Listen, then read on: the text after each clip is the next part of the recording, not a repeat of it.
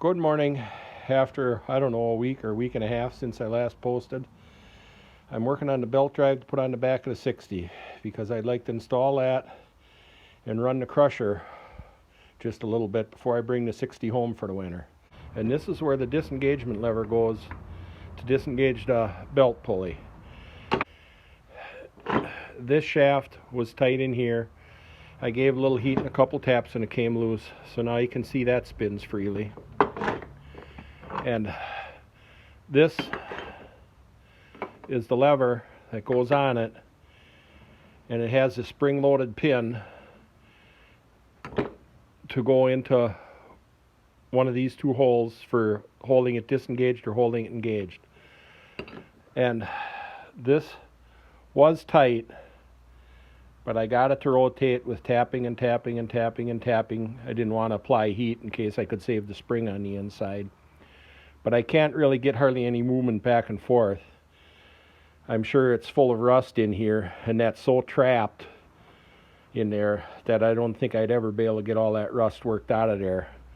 So I think my best bet is the pin is like riveted over to hold the button on the end.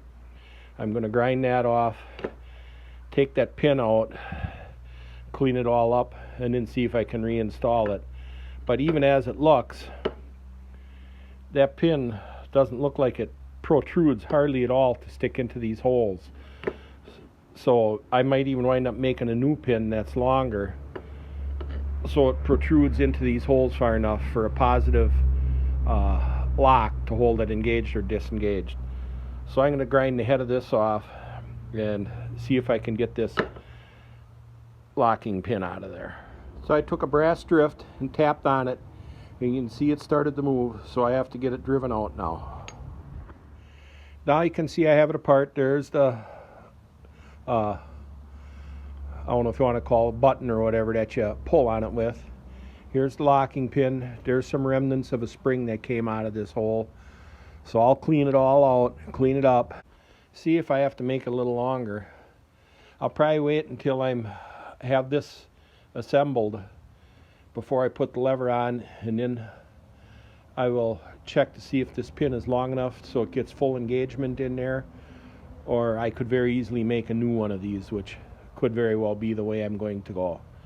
So we'll let this part for now and get back at cleaning inside the housing where dirt had washed into it when it laid on the ground over the years to reassemble the belt pulley drive. Good morning, here I am again. I've shifted my attention away from the lever which shifts the auxiliary drive in and out of gear to the actual cleaning out the housing and assembling it. Now, if some of you who've seen it and remembered, the inside this housing was all full of dirt that had washed into it, but it hadn't gotten into the bevel gear part of it. So I have this all cleaned out, and if you can see it there's severe pitting on one side of the bearing race in an area. There's some pitting around the whole thing, but there's severe pitting there. And I'm not replacing this bearing at this point. What I'm doing is, as you can see, it's on, there are 4 bolts retain it, and I'm giving it a 1/4 of a turn because the way it is with the bevel gear on this side and that it rotates in this direction, most of the pressure should always be around this side of the bearing. So the bad part I'm putting on the side that really shouldn't have any pressure on it. Now mind you, I don't want to let it like this. I just want to run the crusher a little bit this fall, just to run it. And next spring, before I would use it for any length of time at all, I would pull this apart and try and find this is a Hyatt bearing. I don't know if any bearing like this will be available. If not, with this removable housing here, and the shaft could always be turned down a little bit, I'm sure some other bearing would be able to be adapted into here. But for now, it's going together with this bearing just so I can run it some. And also to ensure that the holes line up when I drive the bearing housing in, I've put in a piece of threaded rod in one of them, so the hole should line up when I get it driven in. I have the bearing race, or the holder that has the bearing race in it, installed with the bolts and the fold over locks in place. Now it's time to oil up the bearing and slide the shaft in.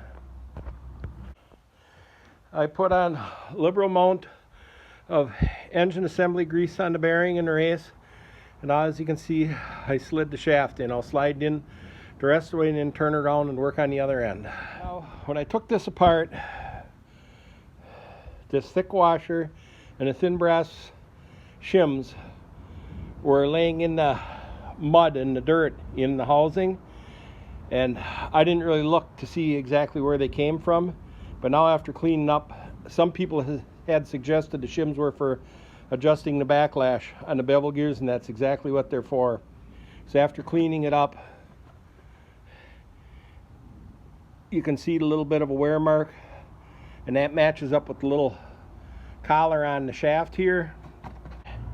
And the shims are all cupped a little bit, and you can see the cup fits onto that washer perfectly, and I'm sure they got cupped a little bit when this bearing seized and spun on the shaft some, and the spinning would have probably caused these brass shims to cup a little bit. So I'm going to put them back in exact number as they were and see what the backlash is like.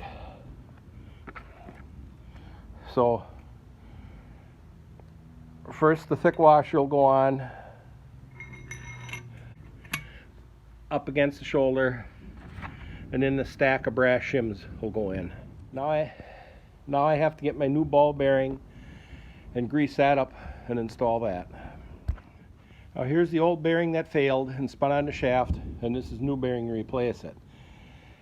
And the directions for the stationary drive unit is, if you're using that, to at least twice a day, put it in high gear, tie the steering clutches back so they're released, and run the tractor for a few minutes to lube the bearings in the stationary drive, because they don't get oiled splashed up to them when it's in neutral and running, when the transmission's in neutral and running. So and maybe that wasn't done enough, and maybe that's why that bearing had failed. When I'm installing it, I'll show how it gets oil up to this bearing when you do that. So now it's time to grease the new bearing up good and install it. Now you can see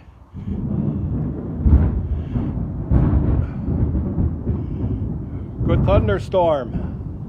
When I was a kid, we always said the angels were bowling. Now you can see I'm greasing the bearing, packed it in with engine assembly grease, just like packing a wheel bearing. I have it grease pushed all the way through, so it should be well lubed until oil from the actually it's the bevel gear case is the oil that would splash up onto it when you do its lubrication. But I'm gonna pack a little more grease in from this side, and then I'm gonna start to install this. Now I have this drawn up tightly. It spins nice and smoothly. So I think it's about time to join the two halves together. And silly me, I thought I was done wrestling with heavy stuff when I got done with the manifolds. These are actually too heavy for me to lift. I just got to kind of slide them around. And here comes the rain again. Well, it has a little bit of backlash. Feels to be about right. And that's probably, I'm going to check the backlash, feels the same no matter where it's turned. And that's probably the first time in 75 years since this is rotated as a unit.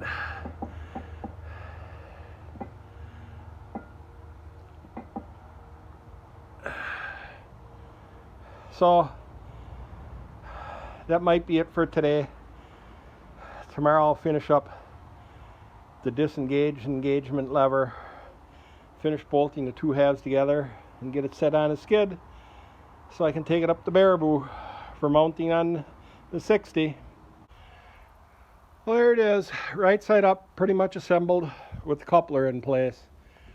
I have to do the a shifting lever for it tomorrow yet, and put those cap screws in with the fold over locks, and that's about it. So see you again tomorrow. Thanks for watching.